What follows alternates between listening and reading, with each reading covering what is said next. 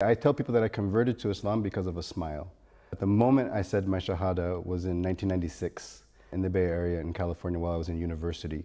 I had a friend who was talking to me about Islam. He wasn't Muslim himself, but he had a friend who was Muslim. I was in a stage in my life where I wasn't happy with where my life was headed. I come from a broken home. I was kicked out of high school. My mother kicked me out of my house, and so I was living on the streets for a time. And so I was interested in going back to religion. Maybe I should look back into Catholicism. And then he told me a little bit about Islam, and that evening I went to a bookstore. I was gonna buy a Bible, and on my way to the religion section, I saw a book written by Martin Lings that said Muhammad, his life based on the earliest sources. I pulled it off the shelf and I opened it. I opened up, I kid you not, to the very first page of Surah Al-Maryam. And I read it in the bookstore. By the time I was finished the chapter, I was in tears. Every question that I had as a previous Christian that no pastor, no priest could answer. And so it answered the questions about Jesus, alayhi salam.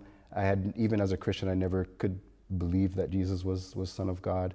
As a Catholic, I had a problem with the Trinity. I didn't understand how three things could be one, but I was in tears, and I went and I purchased the Quran, and I took it home. And so I was prepared to make Surah Al-Maryam my religion. And surprisingly to myself, I said yes. I said I would like to become a Muslim.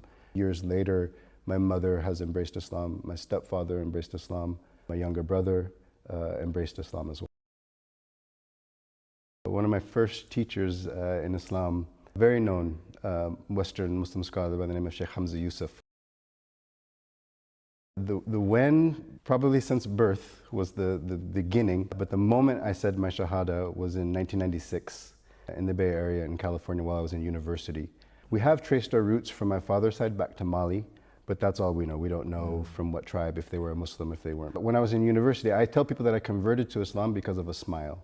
There was a Senegalese man who was at my university, and he would travel back and forth to Senegal, and he would bring like wallets and things from his country, and he would sell them at a kiosk at school.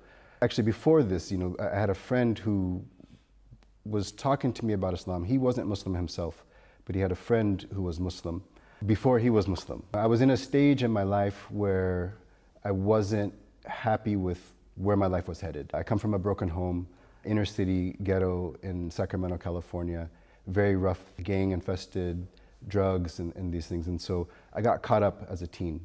I was kicked out of high school. My mother kicked me out of my house, and so I was living on the streets for a time. And I got myself together when I was in university, but I decided I wanted to make more changes. And the only thing that I knew to change, when you wanted to make a change in your life for the better, you go to religion. And that's what I had known from people in the past, that's what I had seen. And so I was interested in going back to religion. My family was Catholic when I was growing up, and so I considered maybe I should look back into Catholicism. So over lunch, we're talking, and he says, why don't you look into Islam? And I remember I said to him, I said, no, that's not for me. That's a religion for terrorists and black separatists, right? Because what I knew from Islam was Nation of Islam, and then what I had seen growing up in the 80s from movies where they depicted Muslims as terrorists. And then he told me a little bit about Islam, and it was really kind of just nonchalant. And then that evening, this was on a Wednesday, that evening I went to a bookstore on Wednesday night to buy a Bible. I was gonna buy a Bible and read the Bible and get my life good. On my way to the religion section, I passed the Eastern philosophy section. And in the Eastern philosophy section is where they had Islam. They didn't put it in the religion section. This is in 1996. And a major bookstore chain as well. And as I was passing, I saw a book written by Martin Lings that said Muhammad, his life based on the earliest sources. And since my friend had just mentioned Muhammad to me, sallallahu alaihi wasallam, for the first time, I hadn't known much about Muhammad before then, it piqued my interest. And so I pulled it off the shelf and I opened it and I started reading through it. But it was seerah, so it was the life of the Prophet Muhammad sallallahu alaihi wasallam. So it had the name of all of his grandfathers and grandparents, and it was very, very difficult on my heavy American tongue to pronounce these words. And so I thought immediately, this is foreign. This isn't for me, this is for someone else. And so I put it back. When I put it back, right next to it was the translation of the meanings of the Quran, Yusuf Ali's. And so this book that I was just reading had referenced the Quran, so let me look at it. I picked it up. I opened up, I kid you not, to the very first page of Surah Al-Maryam. And I read it in the bookstore. By the time I was finished the chapter, I was in tears. And I was literally in tears because as a ex-Catholic, ex-Christian, it answered in that one chapter every question that I had as a previous Christian that no pastor, no priest could answer for me. Immediately answered all the questions. At this point, I had become an atheist at this point. And my father's an agnostic, atheist. I had moved, when my mother kicked me out, I moved to go live with him at the age of 16. And so I kind of adopted his religion, which was no religion. And so at this point, when I'm reading this, I'm reading it kind of as someone who's an atheist, who's thinking I have to get back, so I have to go back to Christianity. And so it answered the questions about Jesus, alayhi salam. I had, even as a Christian, I never could believe that Jesus was Son of God. As a Catholic, I had a problem with the Trinity. I didn't understand how three things could be one, but then they're also three, and I couldn't find anybody that answered it. So I was in tears, and I went and I purchased the Quran. And I took it home, and I read Surah Al-Maryam 2 more times that night. And I wouldn't read anything else. I was, because it made sense to me and it resonated with me, and I was afraid that if I read another chapter, it would be something I didn't believe. And so I was prepared to make Surah Al-Maryam my religion. I didn't want to be put off, because for the first time I felt that this is real. But so then Thursday morning I go to school, and then I meet this Senegalese man. His name is Khadim, and I'm still in touch with him today. And I walk up, and I'm just looking at his things, and he looks at me, and he has this really big smile, and he says, "How are you?" And I said, "I'm fine." And he says, "Brother, are you Muslim?"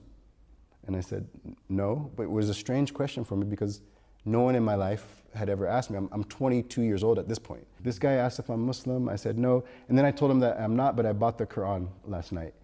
And like it was if like he had found out that he had won the greatest award that you could, the Nobel Peace Prize or something. He was so happy, and he came and he gave me a hug, and he said, "This is such great news." And then he told me that he was a Muslim. And then he immediately explains that, as a Muslim, we pray 5 times a day. And right now is the time for one of our prayers, and we can't delay. Would you mind standing and watching my stuff for me while I go and pray? And I'm a little taken aback, and okay, I'll do it. And then he says, and if you don't mind, if someone comes, if you could sell them this for this much, this costs this much, and I'll return. And I said, sure. And then he left. And then as I'm sitting there, I'm looking at this cash box, and he's got a lot of cash in it. And I'm thinking, I could just take this. He doesn't know how to find me. He's never seen me before. I could just take this and go, and he'd have no way to catch me. And then immediately as that thought occurred, I realized that he knows this too, and he doesn't care. And then immediately in my heart, I thought, whatever he has that made him not care about this, that's what I want. And then he came back. It was a long prayer. It was maybe 20, 25 minutes. I joke now and say maybe he read Surah Al-Baqarah in his Dhuhr prayer or something, but it was a long time. But when he came back, he was glowing. And this is a swarthy, dark African man, but he was glowing with the brightest light that I had ever seen. And I had never seen, I came later to know that this is Nur, right? But I had never seen it before. And he was just glowing. And then he comes back and says, thank you. And I'm sitting and I'm talking with him. And then a Pakistani brother comes up, and they know each other. They say salam to each other. They do the Muslim greeting. And then the Pakistani looks at me and says, are you Muslim? But then he says, have you ever been to a mosque before? And I said, no. At this point, it's Thursday. And I said, no, I've never. And he said, would you like to go tomorrow? Tomorrow's a day of congregation for Muslims, and it's the day that we meet at the mosque. And I said, I'd love to go.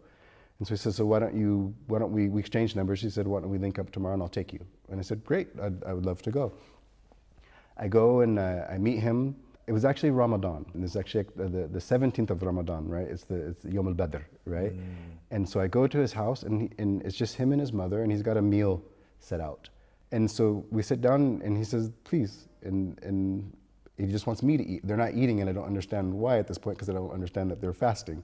So I eat a little bit, and he says, no, it's just for you. And then he says, before we go to the mosque, it's good to wash. And so I'm in his house, and he says, there's the bathroom, why don't you go take a shower? I didn't understand ghusl or anything at this moment, so I said, okay, this is strange, I'm taking a shower in a stranger's home. But I did, and I took the shower, and then we go to the mosque. And he had called ahead and told them, and this was at the MCA Mosque in Santa Clara, California. When I entered the mosque, there was a row of maybe 50 men waiting for me. And when I walked in, they all stood in line to greet me. And so I shook every single person's hand walking in. He already told them that I was coming, and they welcomed me. And then we sat down, and they just asked me about my life and questions about, my faith and what I knew. And they explained about the 5 pillars of Islam, the angels, the day of judgment, the books, the life of the grave, And they asked me if I had any problem with any of this. And I said, no, this all feels right to me. And so they said, you know, would you like to become a Muslim? And surprisingly to myself, I said, yes, I would like to become a Muslim. And so then they explained to me, you know, no one has forced you to do this. No one has told you if you come here, you'll get money or anything. And I said, no, this is on my own volition. I'm here on my own. And so he held my hand and had me say the Shahada, and I closed my eyes. And I say this when I tell the story, that I closed my eyes because it's important, because the moment I said my Shahada, the kalima, the moment I said Ashhadu an la ilaha illallah wa ashhadu anna Muhammadan Rasulullah, I felt as though I lifted off the ground. And this isn't some esotericism, like I really felt that my body left. And I opened my eyes because I was so shocked by it.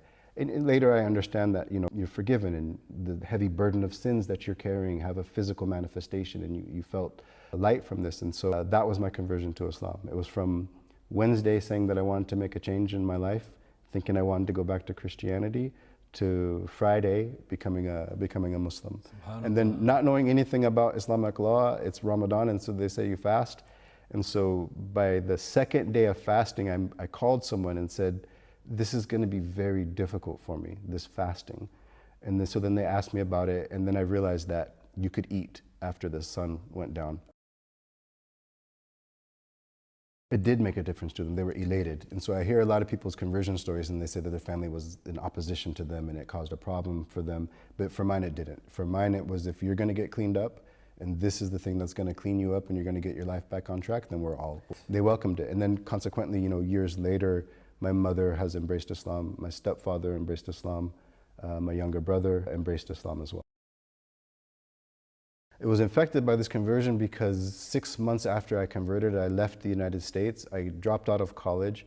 I closed my bank account because I was told that interest was impermissible.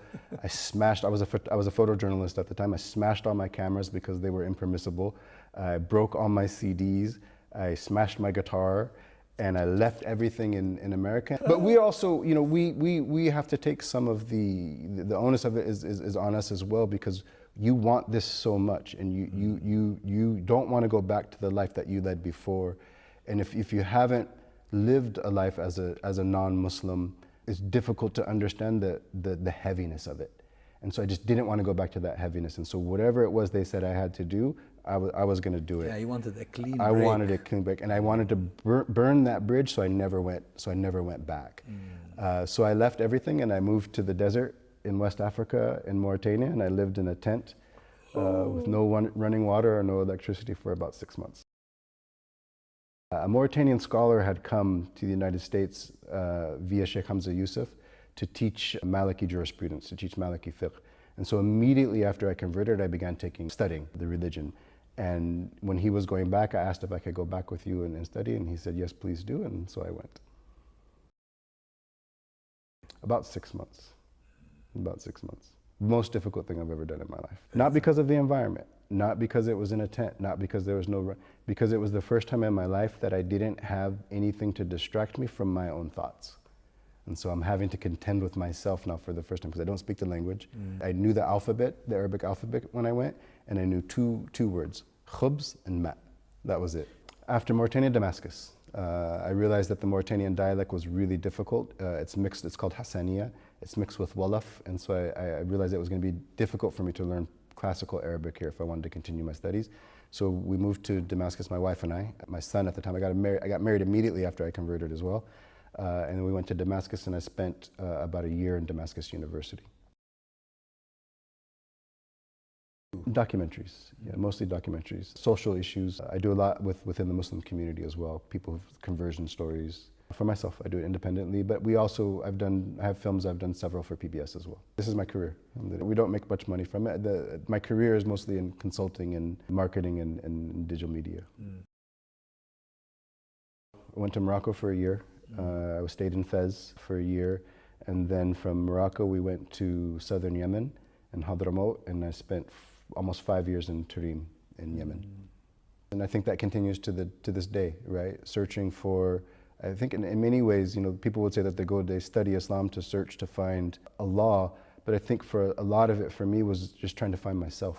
You know, growing up how we grew up in the United States, in the inner city, in a broken home, in an abusive home, there's this idea that when someone embraces Islam, all your sins are removed. But I think there's also this notion that all your trauma is removed as well.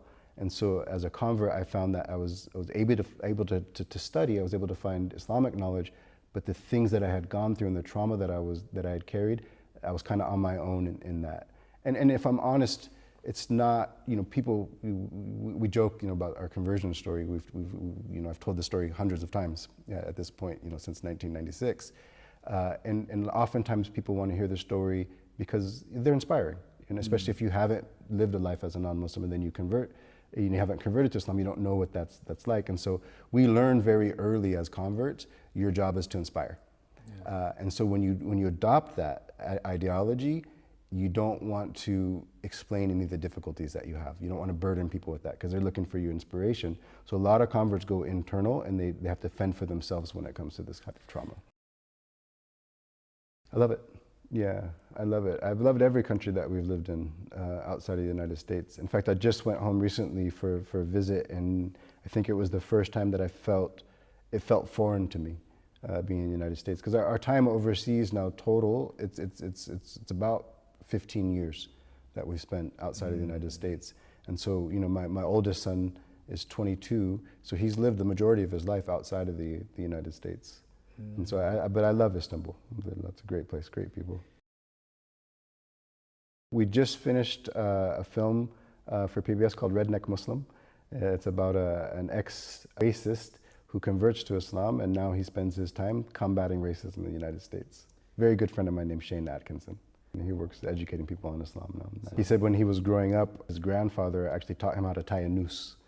That's how racist his family was. And from Jackson, Mississippi. But he, mashallah, does really, really good work in the community.